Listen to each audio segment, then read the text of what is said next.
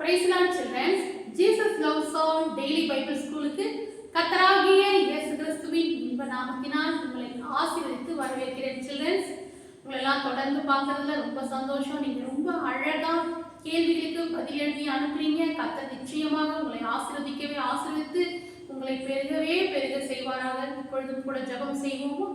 எல்லாம் முழங்கால் படியிட்டு கைகளை கூப்பி கண்களை மூடுங்க. ஆன்டி கூட சேர்ந்து ஜெபம் செய்வீங்க. சோத்திரம். அன்பு நிறைந்த ஆண்டவரே, நன்றி நிறைந்த உள்ளத்திலும் நாங்கள் துதிக்கிறோம். டெய்லி பைபிள் ஸ்கூலிலே கலந்து கொள்ளுகிற பிள்ளைகளையும் ஆசீர்வதியும், அவர்கள் பெற்றோர்களையும் ஆசீர்வதியும்.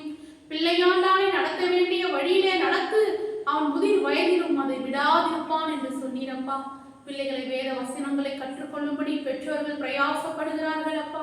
அவர்கள் பெற்றோர்களை ஆசீர்வதியுங்கப்பா. பிள்ளைகள் ஒவ்வொருவரும் ஞானமுள்ள பிள்ளைகளாய் நடந்து பெற்றெடுத்த உள்ளங்கள் மகிழும்படியாய் நடந்து கொள்ளணும்பா.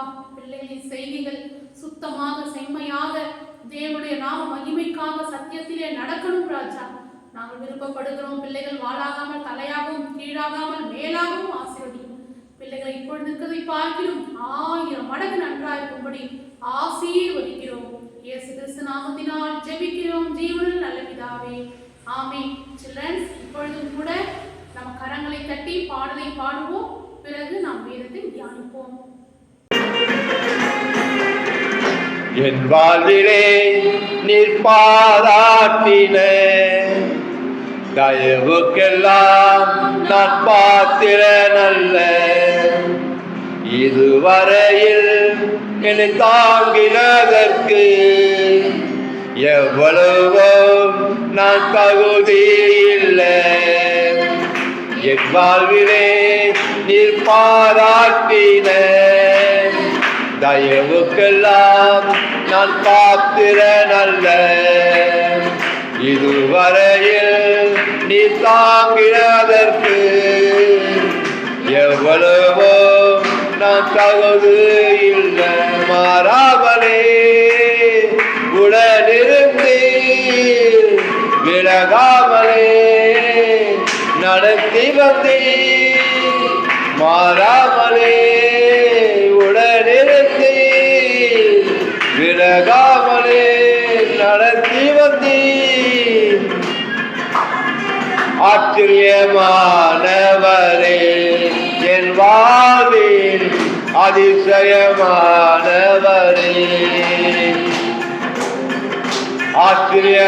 ஆச்சரியமானவரே, என் வாழ்வில் அதிசயமானவரே.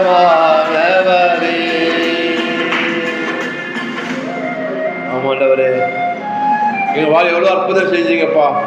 ஆச்சரியமான கலர் செஞ்சீங்களப்பா. அதை நினைச்சு ஆராதிக்கிறோம் ஐயா. அப்பா நன்றி நன்றி ராஜா. ரட்சிப்பை கொடுத்தீங்களப்பா, மீட்பை கொடுத்தீங்களப்பா. எங்களை நம்பவே முடியல ஆண்டவரே. அப்பா இலவசமா கொடுத்தீங்களப்பா ரட்சிப்பை. நன்றி அப்பா. எங்களுக்கா பரிகாரம் இலவசமா சேர்ந்தீங்களப்பா. நீங்க உங்களுக்கு நன்றி நன்றி நன்றி. எது எதிர்பார்க்கலப்பா நீங்க. ஸ்தோத்திரம்.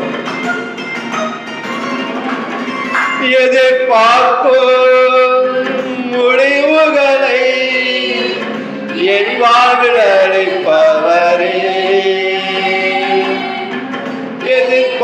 எதிர்பார்க்கும் முடிவுகளை என் வாழ்வில் அளிப்பவரே.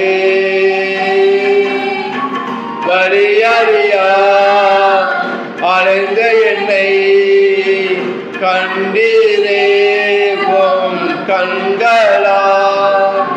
வழியறியா அலைந்த என்னை கண்டீரே கண்களா. ஆச்சரியமானவரே, என் வாழ்வில் அதிசயமானவரே.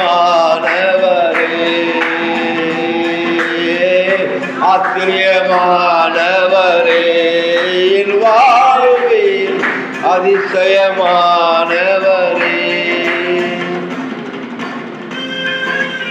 அப்பா நன்றி அப்பா. அப்பா இந்த பாடல் மூலமாக நீங்கள் ஆசீர்வதிச்சதுக்காக நன்றி. என் ஜனங்கள் ஆசீர்வதிச்சதுக்காக நன்றி அப்பா. அப்பா நன்றி நன்றி நன்றி. ஆராதிக்கிறோம் அப்பா இயேசுவே. உள்ளத்திலிருந்து ஆராதிக்கிறோம் அப்பா. என் வாழ்க்கைக்கு ஒவ்வொரு நன்மைகள் நினைச்சு ஆராதிக்கிறோம் அப்பா. நீ நல்லவர் அப்பா.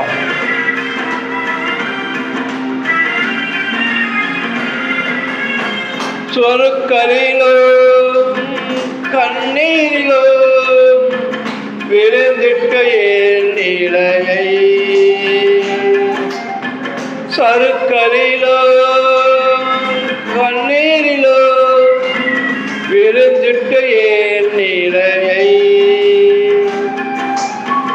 துன்பங்களை கண்ட நாட்களுக்கு சரியாக என்னை மகிழச் செய்தி, துன்பங்களை கண்ட நாட்களுக்கு சரியாக என்னை மகிழச் செய்தி. ஆச்சரியமானவரே என் வாழ்வில் அதிசயமானவரே, ஆச்சரியமானவரே என் வாழ்வில் அதிசயமானவரே. முதலாவது ராஜ்யத்தையும் நீதியும் தேடுங்கள், அப்போது இவர்களெல்லாம் உங்களுக்கு கூட கொடுக்கப்பட சொல்லுகிறப்பா. சிங்கக்கட்டைகள் காட்சி அடைந்து பட்டினி கிடக்கும் கத்திர தேடுகளுக்கோ ஒரு நன்மை கொடப்பட சொல்லுகிறானவரே. நான் நல்ல மேய்ப்பல் சொல்லுகிறேன், அது குறைவில்ல, காட்சி இல்லப்பா. நல்ல மேய்ப்பல் உள்ள புறமும் மேய்ச்சல காண செய்கிறேன். உங்களுக்கு சோத்திரம் சோத்திரம் சோத்திரம் தகப்பனே. ஹல்லேலூயா ஹல்லேலூயா. நன்றி. சொந்தமான பிள்ளையாக தகப்பனை போல் சுமந்தி, சொந்தமான பிள்ளையாக தகப்பனை போல் சுமந்தி, இமை பொழுதும் என்னை விலகினாலும் இரக்கங்களா என்னை சேர்த்துக் கொள்வேன். இவை பொழுதும் என்னை விலகினாலும் இரக்கங்களா என்னை சேர்த்துக் கொள்வேன். ஆச்சரியமானவரே என் வாழ்வில் அதிசயமானவரே, ஆச்சரியமானவரே ஆச்சரியமானவரே என் வாழ்வில் அதிசயமானவரே. என் வாழ்விலே நீர் பாராட்டின தயவுக்கெல்லாம் நாம் பாத்திர நல்ல, இதுவரையில் நீ தாங்கினதற்கு எவ்வளவும் நான் தகுதி இல்லை.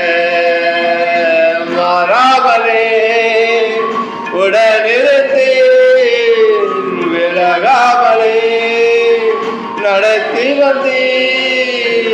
மாறாமலே உடனிருத்தி விலகாமலே நடத்தி வந்தீர். ஆச்சரியமானவரே வாழ்வில் அதிசயமானவரே,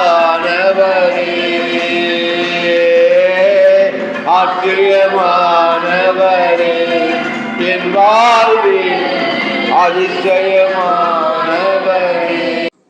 மத்தேயு 11ஆம் அதிகாரம் 1ஆம் வசனம். இயேசு தம்முடைய 12 சீஷர்களுக்கும் கட்டளை கொடுத்து முடித்த பின்பு அவர்களுடைய பட்டணங்களில் உபதேசிக்கவும் பிரசங்கிக்கவும் அவ்விடம் விட்டு போனார். 2ஆம் வசனம்.